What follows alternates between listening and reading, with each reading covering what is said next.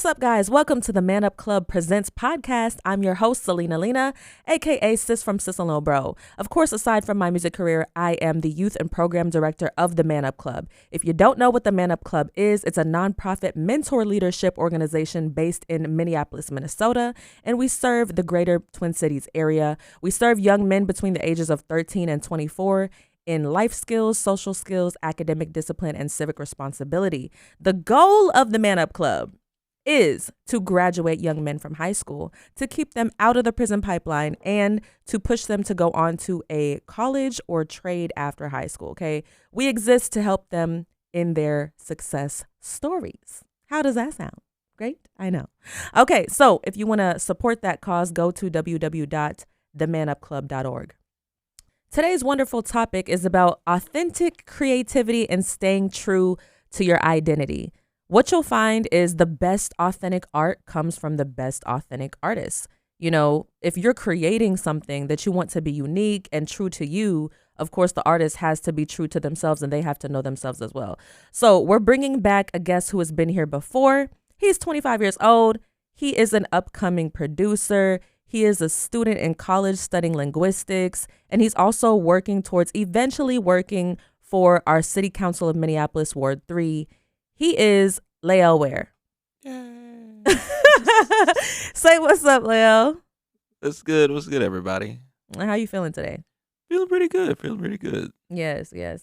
What time you wake up this morning? Not gonna lie. Woke up around like 9. Yeah. Yeah, I woke up at 9 too. Yeah. So let's dive into it. Let the people know, what have you been doing with your life? Like, what do you do in the creative space exactly? What does your day-to-day look like? A couple different things. So, as you know, current Man Up member, Chrome, Okay. been working with him pretty recently. Okay. You know, of all places, I saw him at a Shy Baby concert. Oh, for real? Yeah, it was so funny. Oh, dope. How long ago was that? I think it was only like 2-3 days ago. Okay, so y'all chopped it up over there. Yeah, so then I don't even know what it is. Some people would say like spirit hit you. I was just like, you know what? What's your email? I'm gonna send you some stuff.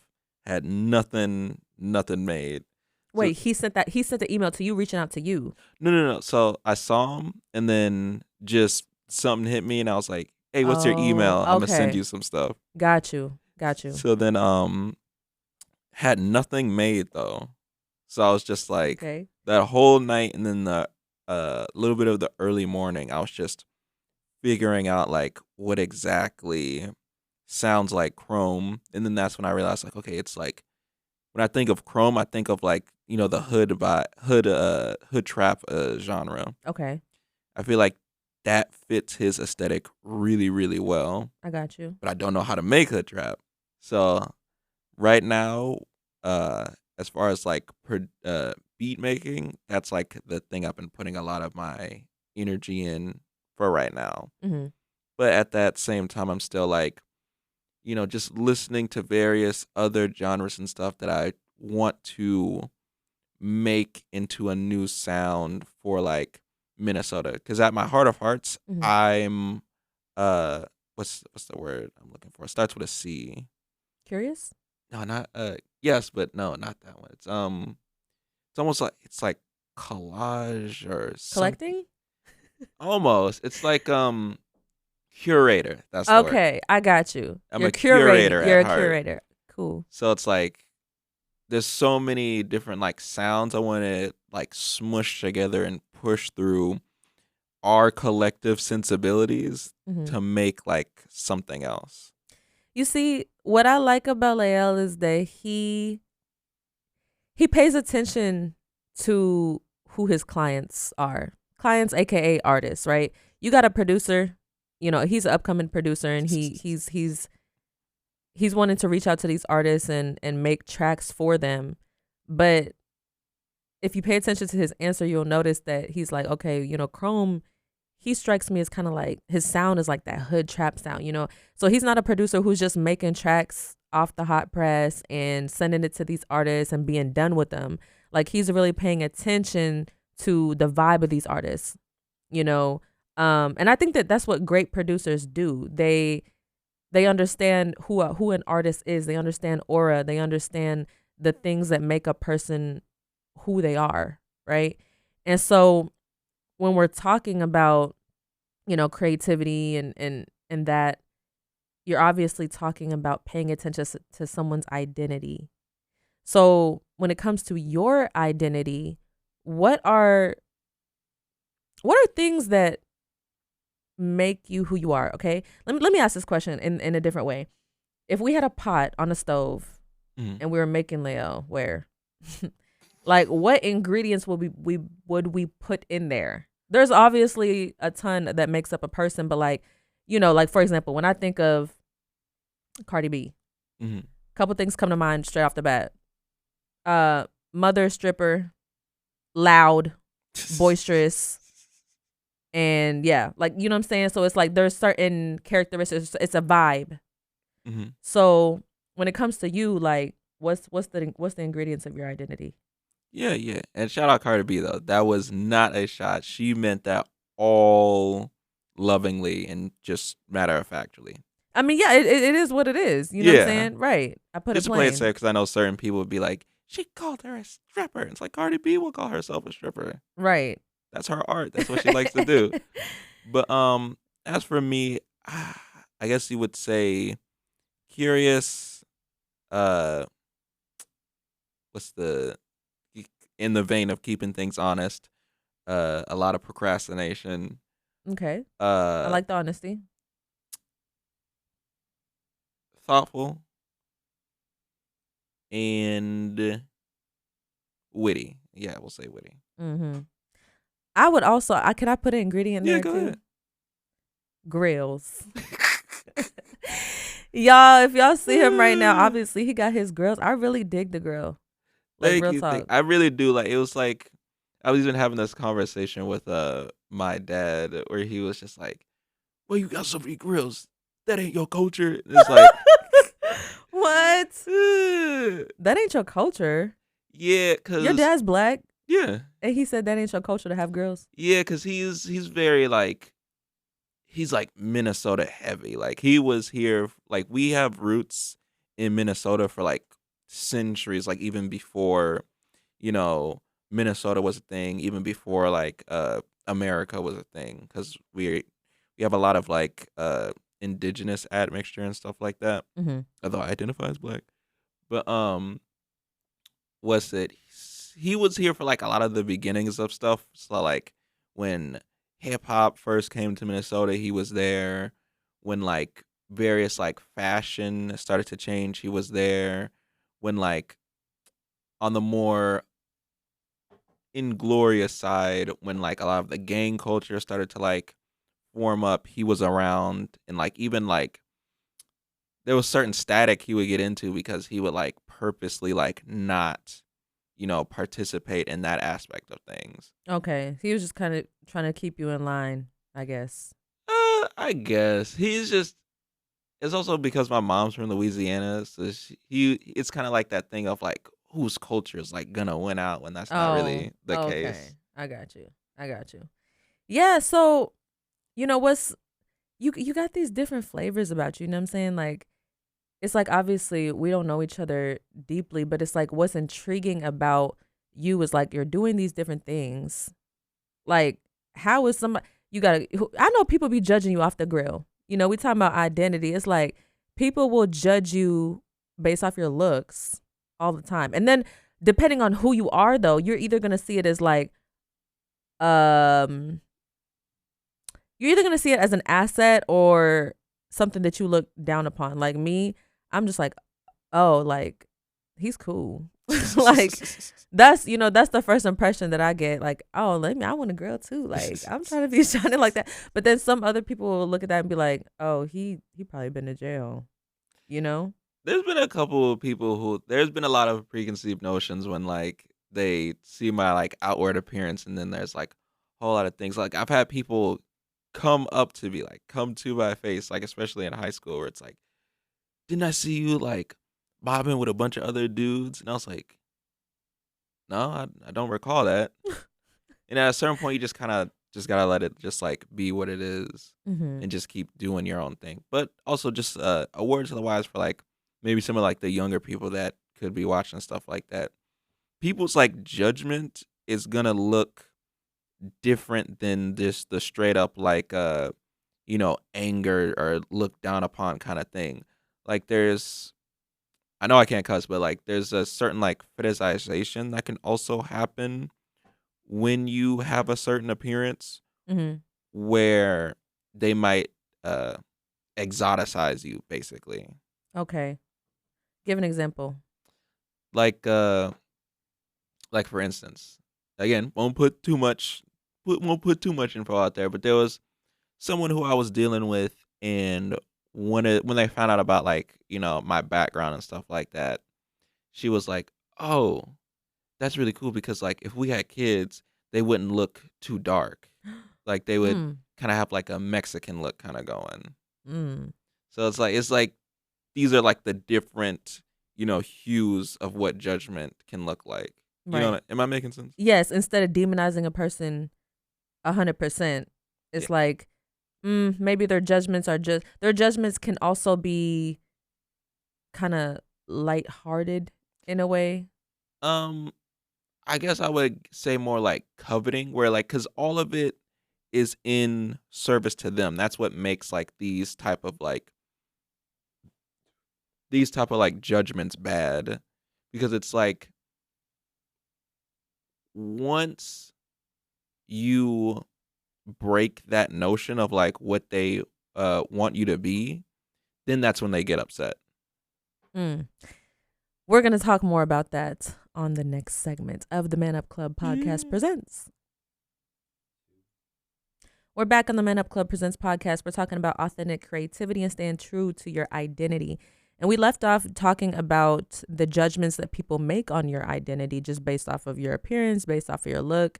We got to start there, because before you listen to somebody's music or appreciate somebody's art or, buy somebody's painting, it's like most of the time you really don't get to know who that artist is.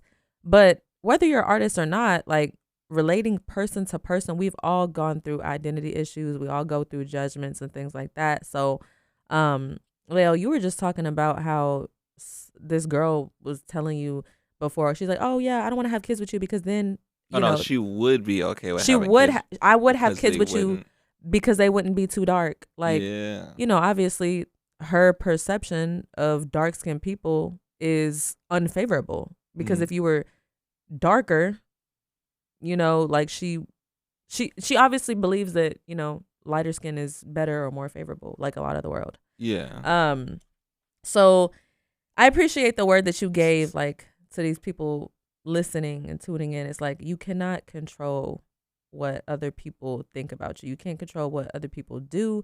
You can only control what you put out there.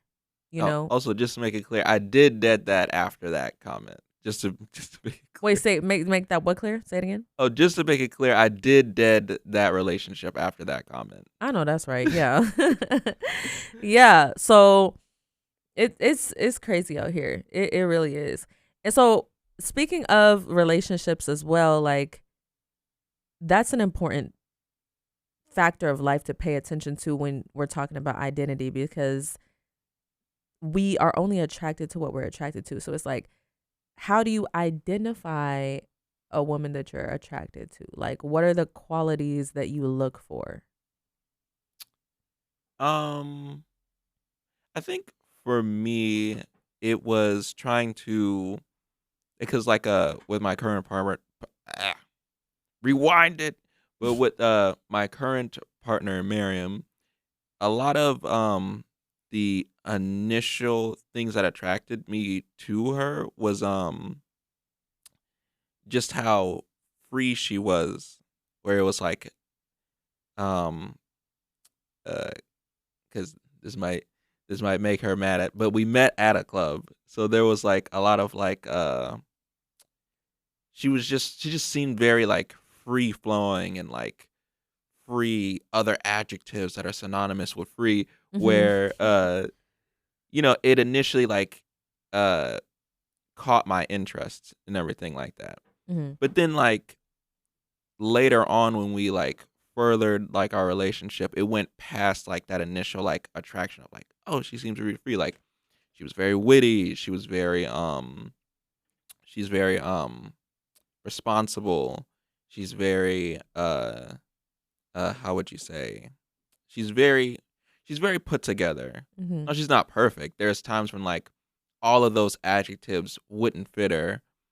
But I think that's kind of what love is, where you're like not, super pressed when they don't fit that, standard of that you have for them all the time. Mm-hmm.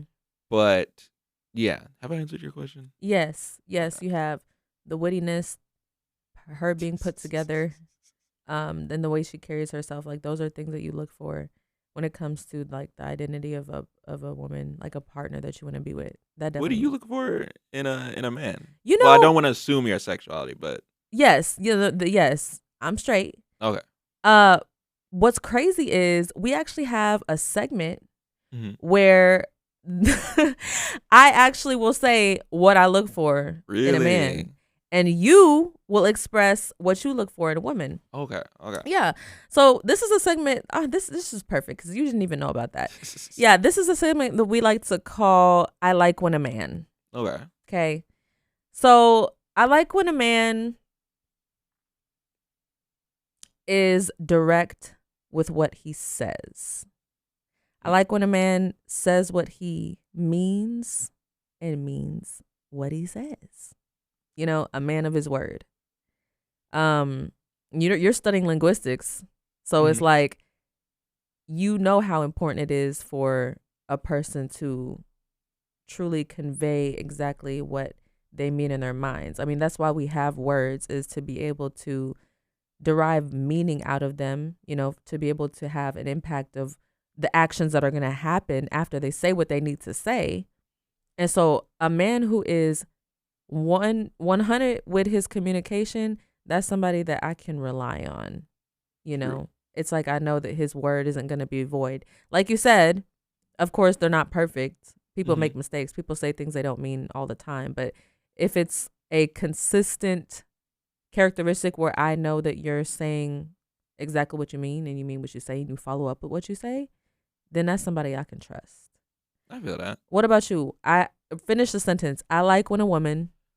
Um, I like when a woman is authentically themselves, bringing it full circle back to the main topic and all that. But yeah, I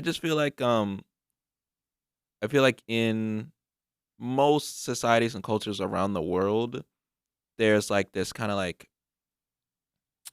boxing in or like smushing of women in some aspect or the other. Mm, And I think in this particular society and culture, that being like America or the West, there's this squashing of women's like potential where it's like you can express yourself maybe more than other cultures, but we're still gonna like, you know, push you into what avenue we feel it's best, whether that's like, you know, maybe you don't want kids, but we're gonna push you into being a mother. mm-hmm. Maybe you want to be like a homemaker. Well, if you're gonna be a homemaker, you have to be a homemaker in this avenue, like where you have to be quiet and you have to like be docile and stuff like that. But maybe that's not like your personality. Maybe you like to make a home, but like you are very like loud and like, opinionated. I like I'm always amazed when anyone can go against the grain when uh everything else in their circumstances tells them like no. Mm. Now of course there's like a limit, like with a Kanye West type situation. He's going against the grain, but this is I don't know what this is, but this is not good. This isn't a Okay. good go against the grain. I got you. No, I got you. Yeah, because it shows that you have your own mind. Like it shows Yeah. that, because the truth of the matter is when you're talking about identity, we influence each other a lot. Human beings, individuals, we influence each other a lot. And it's good to have similarities with people. It's good. Culture tradition, religion, customs, practices, those are all good things to be a part of because we find community through those things, you know? But also what's just as valuable is individuality, you know? Um, being able to say, hey, I see what you're saying, but I disagree. And, you know, being able to do that in a respectful way and stand on it, like that's how you find your identity, is like you're truly comfortable with yourself when you do face those pressures. But you're still able to have the courage to stand out and be like, I know that I'm not following the social norm right now, but that's just who I am. But there's also a difference between being an individual and being defiant, though. Have you gone through like a situation where you've had to like, you know, buck against like people's expectations of yourself? Like someone like even better, like is there an example of when you had to like buck against people's expectations, but you really, really cared about their expectations? Yes, I already know. It's with my family. Whew. So like on my dad's side of my family, you know, we're raised with slight gender norms, which is, you know, it's not too bad, but you know, there was times where I felt like I was being pushed into a mode of like a woman should do this and a woman should do that, and it's like, yes, I do understand that, you know, um, but sometimes it would come to a point where it's like, okay, um,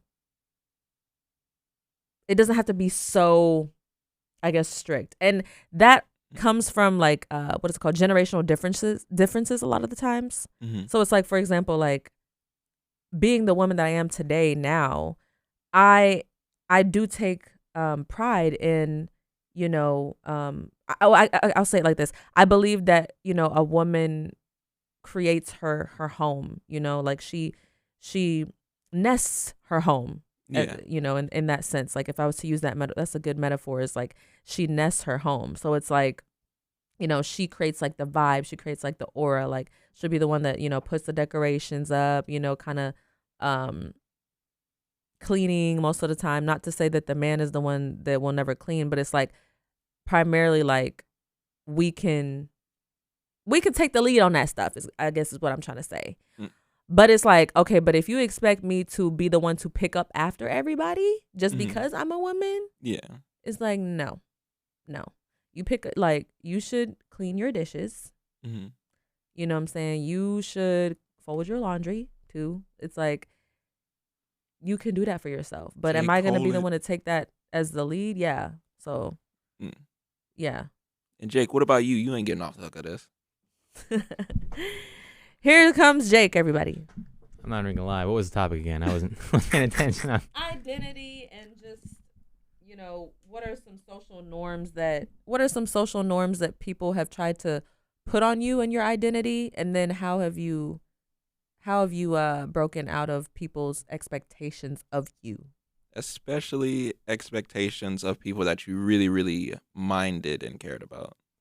I mean, I'll be honest. Like I've expressed it before. You know, within the, you know, I was in a very tragic car accident, but I had a lot of people hit me up and over the internet and whatnot, and they had a lot of beliefs on what I was, and I had to change that from, you know, who I really am. Obviously, I can express it all I want, but like you can't have somebody else understand something that they'd never been through. And so I gave a lot of grace and wasn't given enough. At least that's how I felt. You know what I mean? So like within the social norms, like I was called a couple different things, you know, within the aspect of that specific situation that didn't make me feel great. But I didn't stick with those because everybody told me different things, and especially through like middle school, high school, people tell you things, and like you really stick with it because you're like, oh, am I really that bad, or am I really wrong? Do I really believe what they're telling me? But the biggest thing from like that social norm thing, like it completely eradicated any like fear and belief that I had on anybody else thinking differently about me, because I knew exactly what I went through and I knew what to expect going forward. And I wouldn't expect anybody to understand. You know what I mean? So like I have a very good open mind about it, but just my opinion, you know?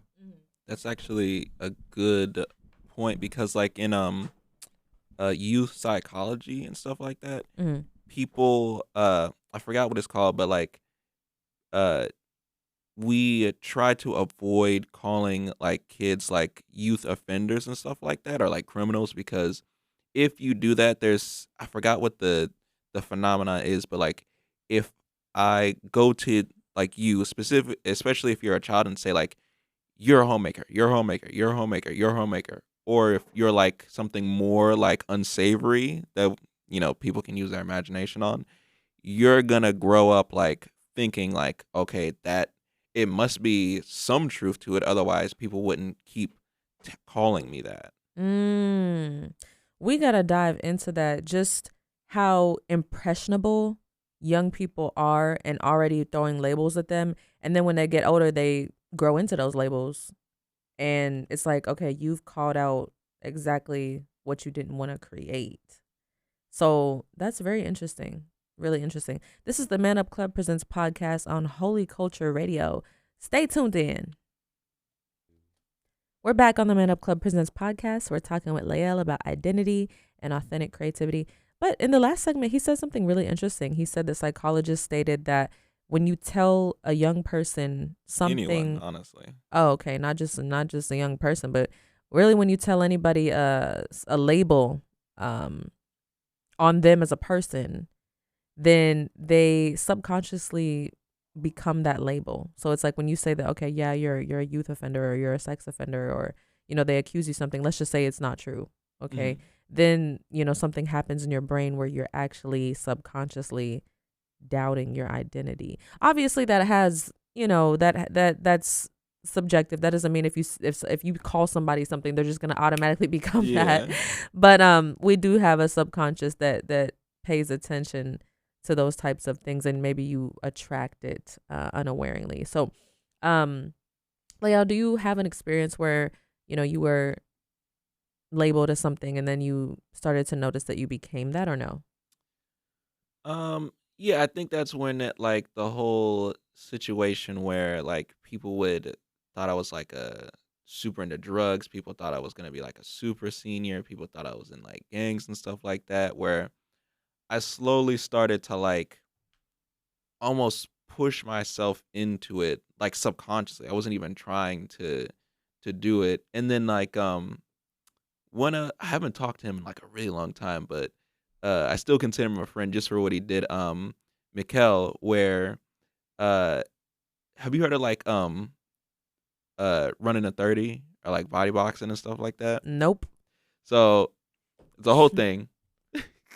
not me. So it's a whole thing where I did that, and then I come out of there, and then my friend Mikkel, he comes up to me and is like, "Why did you do that?" And I was like, he was blah, blah, blah, blah, blah, blah, blah. And he was like, "That was really dumb. That was really stupid. Like, you're being a follower right now." Wait, so what is it? Explain it.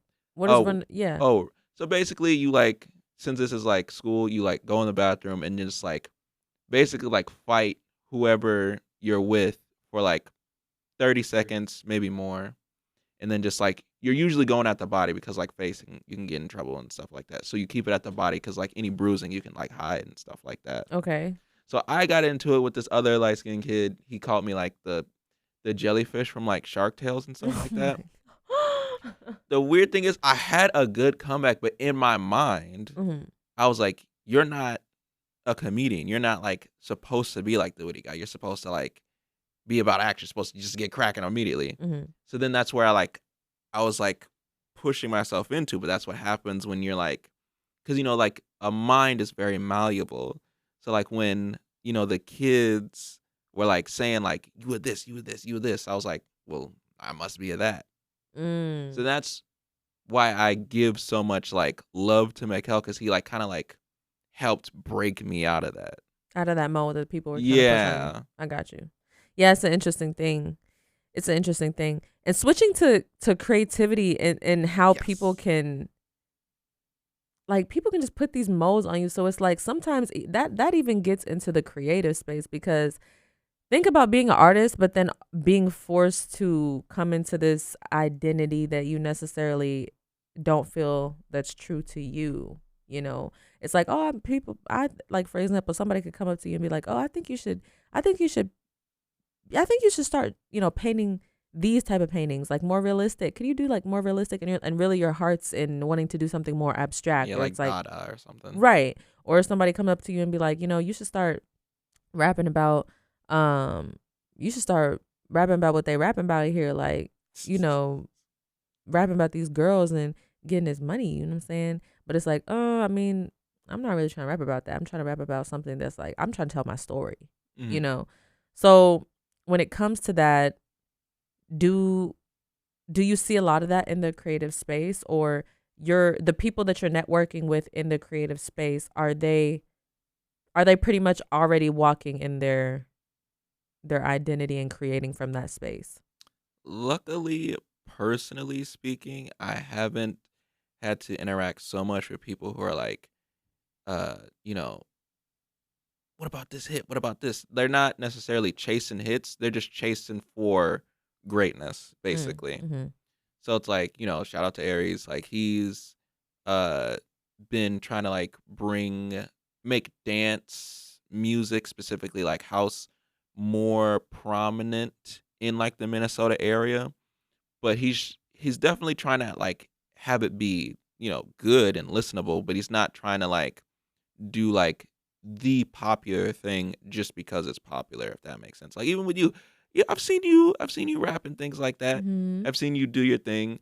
And one of the things I do appreciate about you is that you're not worrying yourself with like, what's gonna put me on like a playlist. It's more of, is this good or not? I feel like artists should obviously keep in mind about like trends and stuff like that, but I think they should leave stuff like that up to like producers and stuff like that, or A&Rs. I feel like that's the A&R and stuff and people like that's job to like worry about trends and like uh uh and what's popular and Mm-hmm. things like that. That's their job to like, Right. To find the audience for their artist. yeah. But or actually vice versa too. Yeah. Sometimes the audience is already there.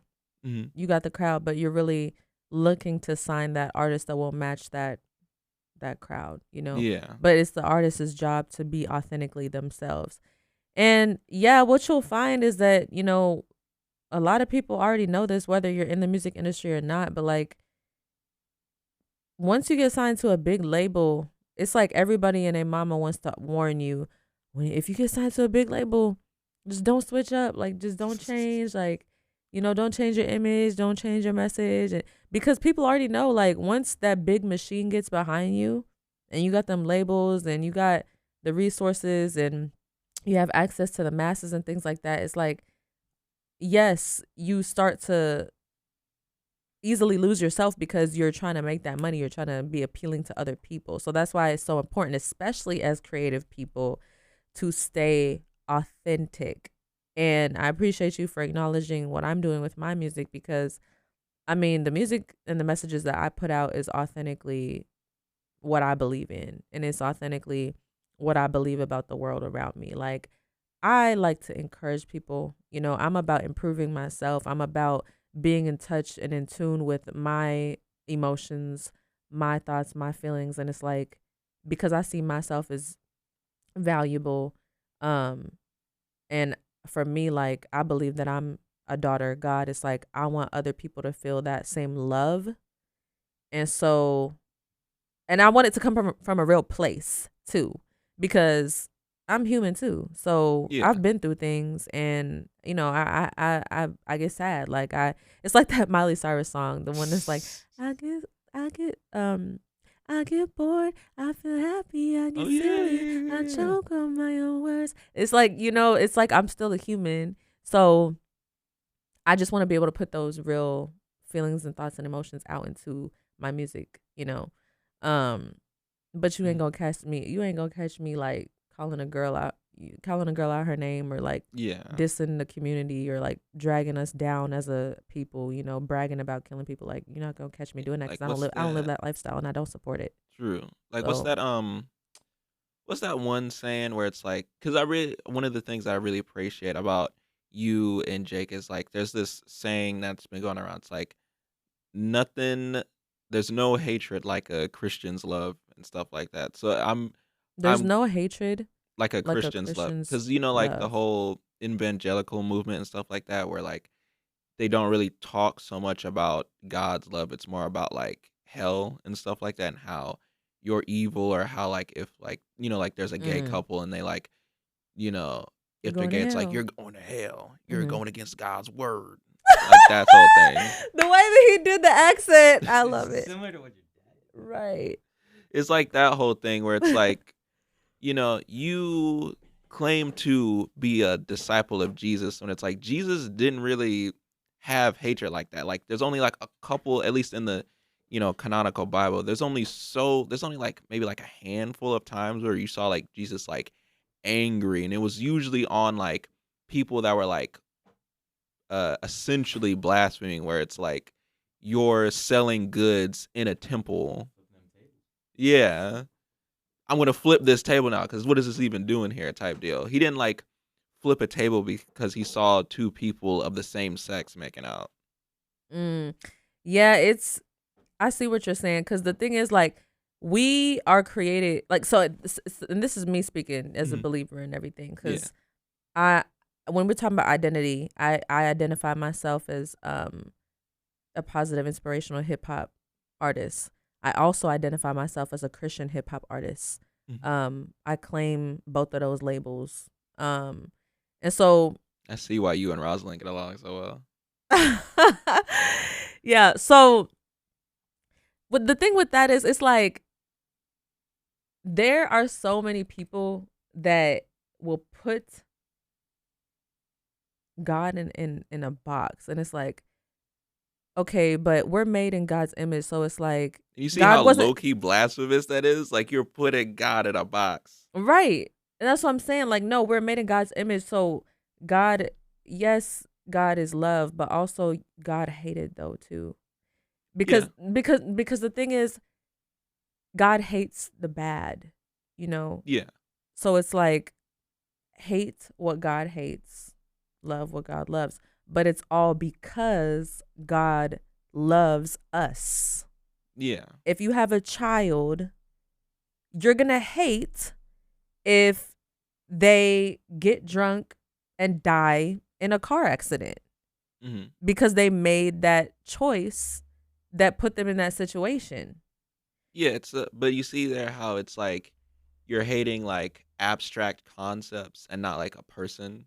Mm-hmm. Like you're not hating. Exactly. Yeah. You're not hating You're not hating the person. It's about what they're doing and how they're carrying themselves and how they live their life because you love them. Yeah. Right. Exactly. So, yeah, that's what I'm saying. It's just like people just need to know, what is true to myself, how do I want to carry myself, what's important to me, and how can I represent that in my art, and how can I be authentic to that. The sky is a limit when it comes to creativity.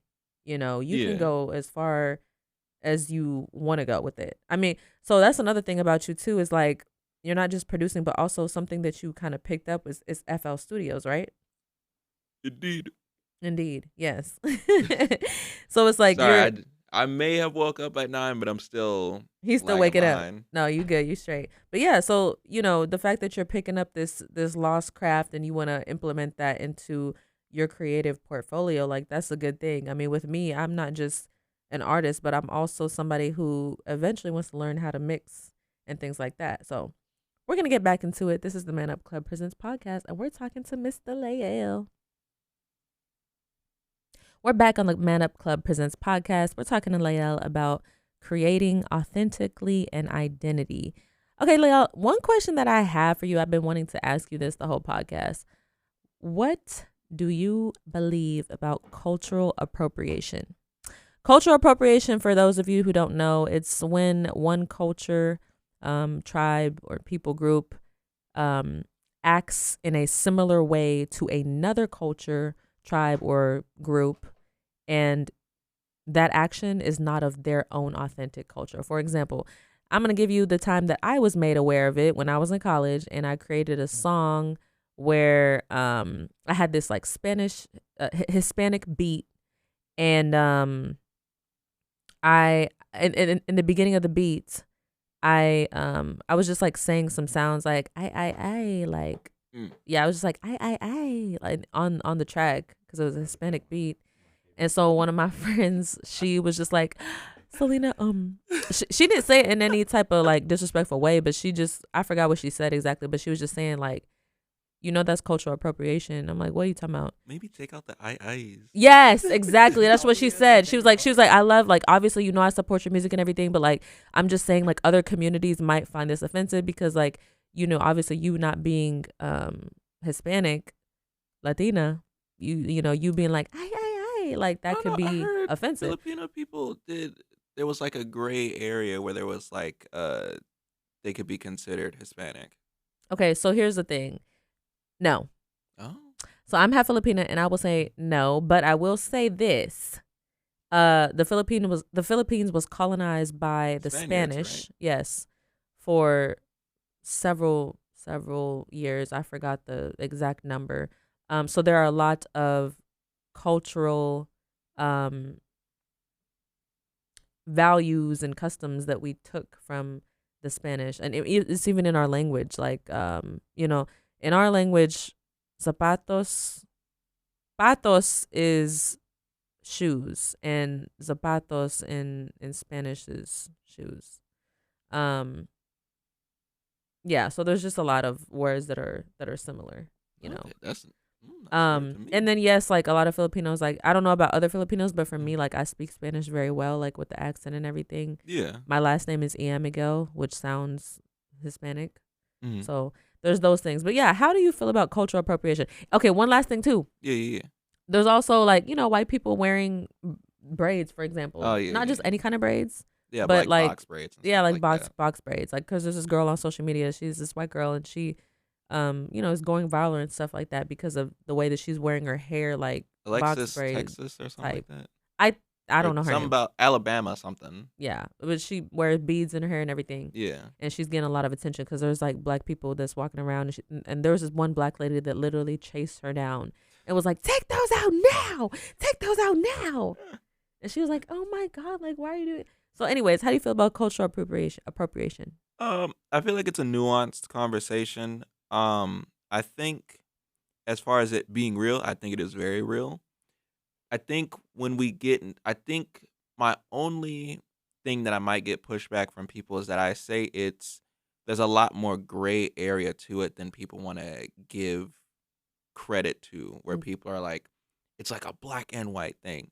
Ironically, I don't know if that is true. I think we definitely do have black and white examples, like with the Texas lady or whatever her name is. But I think but specifically like with the uh Filipino Hispanic thing, I do feel like that's a gray area of sorts. I'm not gonna say like you are this, but I do wonder if it's the same, at least level of appropriation, if you literally grew up speaking Spanish, if you probably have Hispanic heritage within you.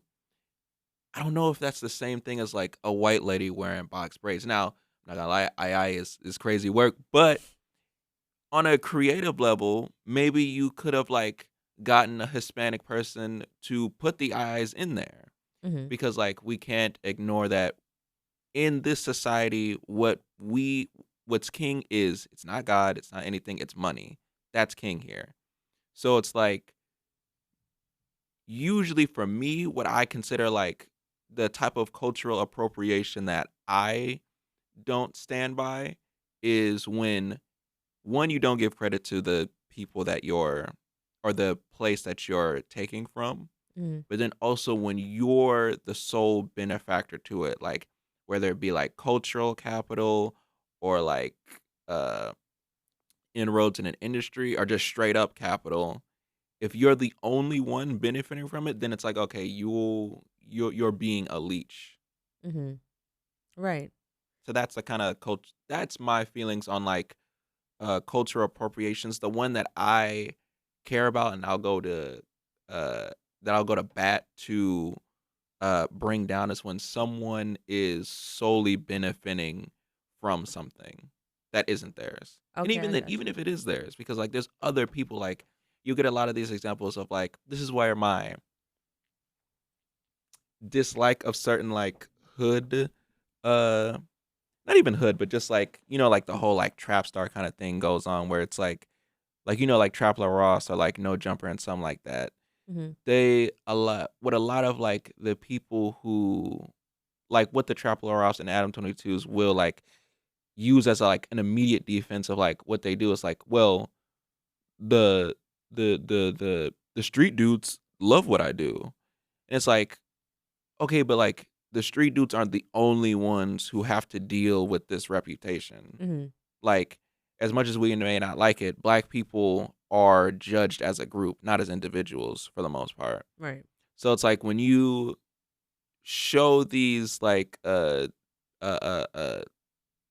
you make these YouTube documentaries of like, does King Bond have 11 bodies? Like, he's not the only one who has to deal with that. Where it's like, look what these inner city youth are doing. They're like murdering each other by the dozens, literally.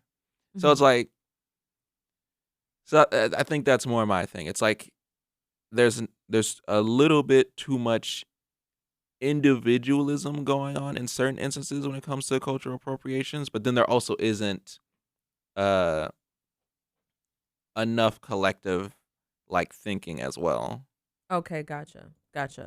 Yeah, I agree with you that there is a gray area because okay, as an artist, like you said, you should have free creative reign to just explore different ways and methods of expressing yourself. And yes, I'm not I don't know. Like I could only be me, but okay, yeah. For example, I'm not African. Okay, I'm not authentically African, but Can you expand on that? What do you mean by authentically African? um, I wasn't born in a country in Africa. I'm not from Ethiopia. I'm not Nigerian. Conversation for a different time. Because I really Yes. do want to talk to you about that. But okay. Okay.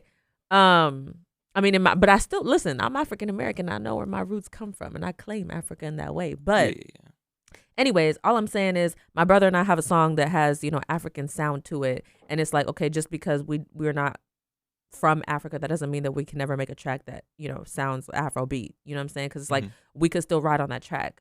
So it is a very gray area that we just choose to treat everything like, oh, it's either black or white, this or that. Not in black and white race, but just like as far as spectrum goes. Yeah. So yeah.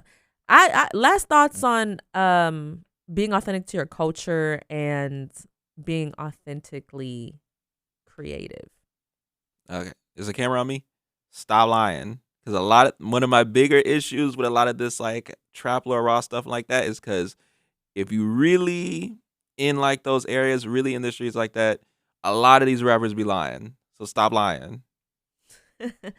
There you have it. Thank you, Lael, for coming on the podcast and sharing your thoughts, sharing some of your experiences, and just sharing a little bit about, that identity and culture. So thank you. Yeah, it was a pleasure, as always. Yes. This has been another episode of the Man Up Club Presents podcast, and we will stay tuned with you guys next time. Shout out to Holy Culture Radio, channel 140 on Sirius XM. Julio. Thank you for coming through and